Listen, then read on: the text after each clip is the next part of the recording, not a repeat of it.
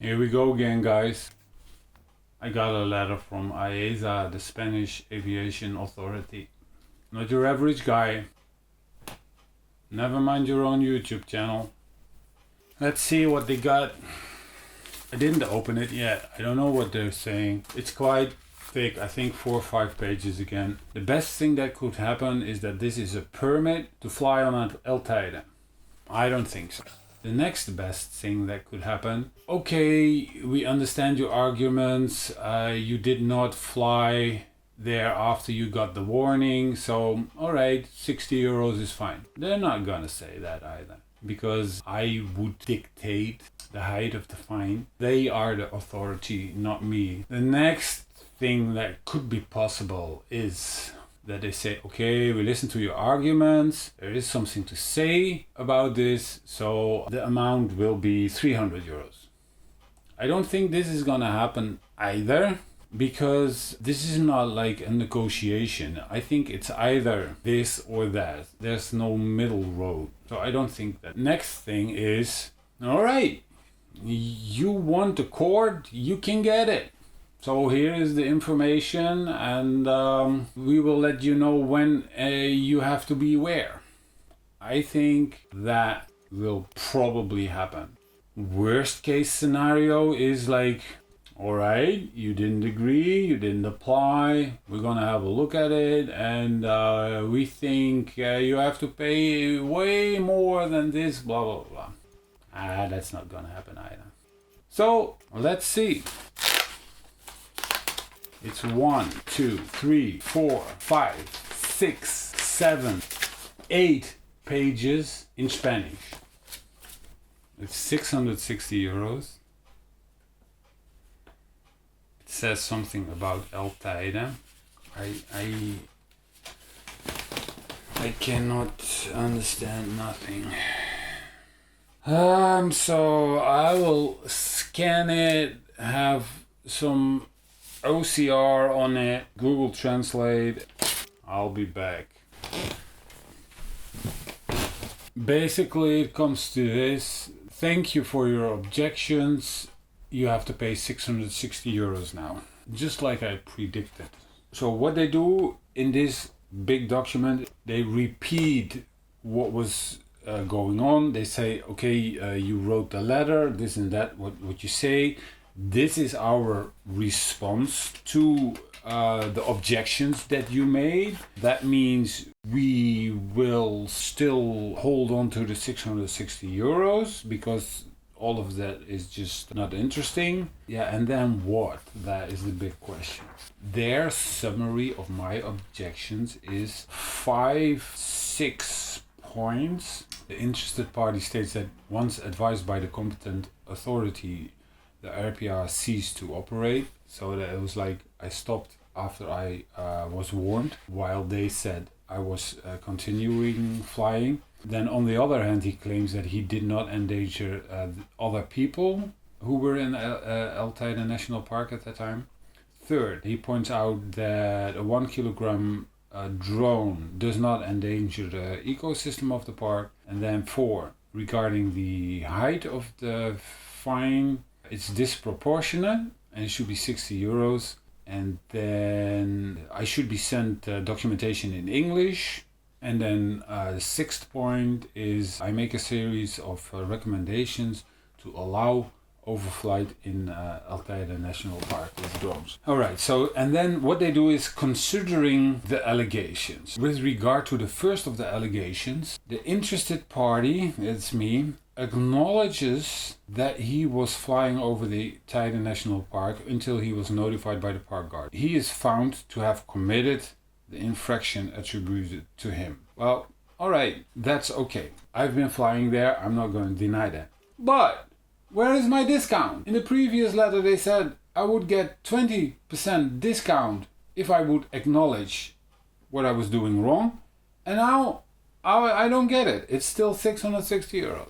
Well, thank you very much. Then what they do is they explain why a drone is an aircraft. So they say it's any machine remotely piloted that can be sustained in the atmosphere by reactions of the air, other than the reactions thereof to the surface of the Earth. Everything that's capable of flying in the air is an aircraft. So my drone is an aircraft, and therefore I have been violating aircraft regulations. So I have not been violating drone laws. No, I have been violating an aircraft law. Wow. So there has never been any rule in Spain that you cannot fly drones in the national park. That's interesting. Well, it's nice that the Spanish consider drones to be an aircraft, but it's a little bit ridiculous. In every country there are separate rules regarding drones because they are not aircraft. It's like bicycling somewhere and then you get a fine because they say, yeah, a bicycle is a vehicle according to this and that law, and vehicles are not allowed over there. And any machine that can be used to transport people is considered a vehicle according to our laws. But it's a big difference whether you go somewhere with a bicycle or a truck or a car or a motorcycle or whatever. And there's a big difference between a drone and an aircraft.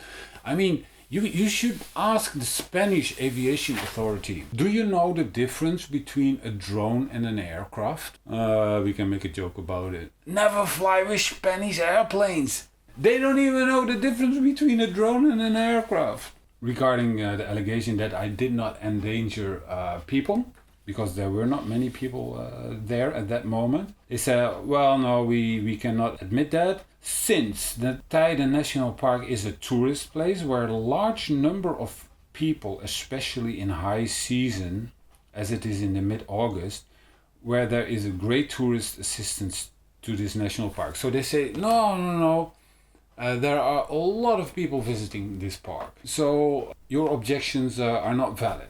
And then they go on and then they say, the UNESCO World Heritage Site achieved a record number of 4,097,823 visitors in 2016, concentrating the majority of tourism in August. And that is why this agency cannot consider exemption from liability. But the thing is, do you know how huge this area is? That's one. Second, check my video. You can see that there are not many people there.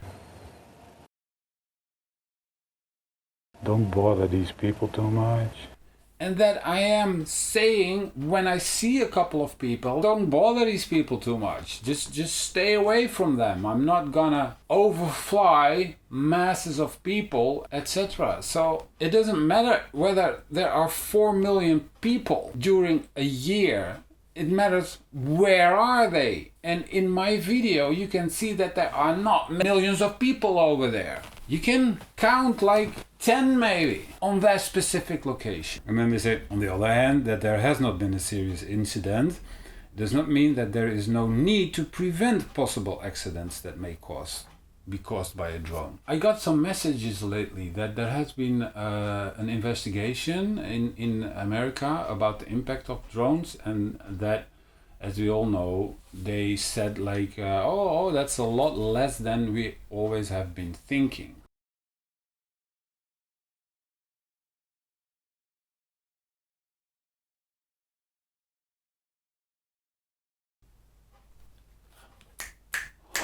Okay.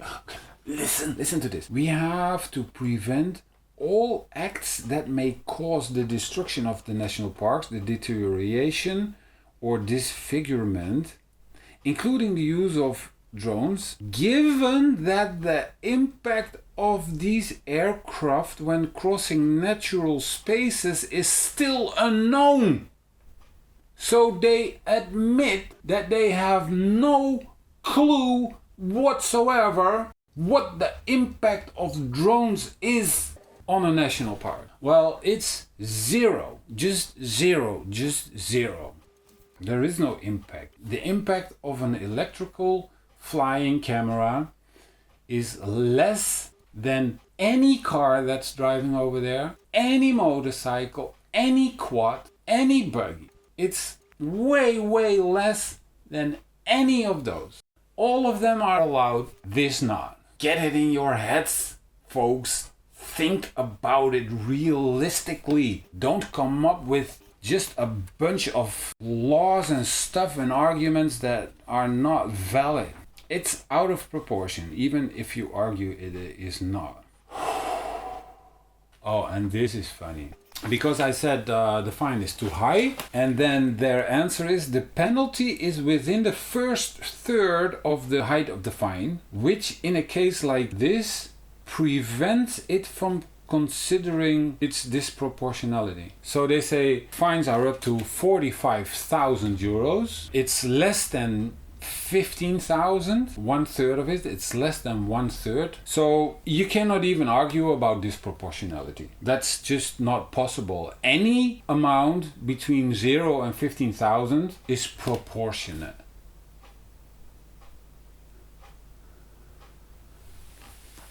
Wow. Wow. Wow, wow. So they can just say like, it's 10,000. And there is no way you can have an argument about that. That's what they say over here. It's just anything that's 15,000 euros or lower, that's just it. It's final. You cannot talk about proportionality. And then again, if the penalty is imposed within half of the minimum threshold, it should be considered proportional. So I cannot even argue about this. Oh my goodness.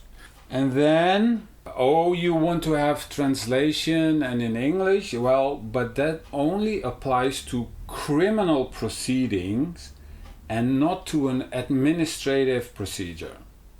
So we don't have to do that. No translation, whatever. Just send your 8 pages in Spanish and it will be fine. Okay, so no right to translation. Well, that makes me really angry. That makes me really angry. I do not completely understand what's next, but in the last paragraph they talk about a hearing. According to this article, this proposal, which I have here, will be notified to me, indicating the presentation of the procedure, accompanied by a list of documents, and again granting a period of 15 days to formulate allegations and to present the documents and justifications that it considers pertinent before the instructor of the same. I already did that. That was last letter. I had 15 days to respond, and I said I do not agree, and this is why. And now I got another letter from them, and I have to write back in 15 days. And then they say the payment of the fine is you can do this on this bank account.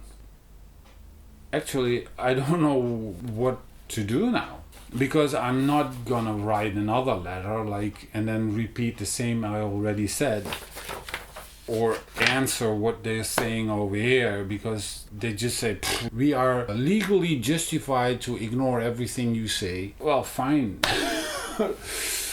And is there going to be a court? Is this going to the judge, or is a hearing I just have to go to their office and then they will talk with me and they just say everything that's not in Spanish we can just ignore. We don't have to look at it. Alright guys, link to the documents in the description. Tell me what you think, and I think I have more homework to do now. See ya, bye.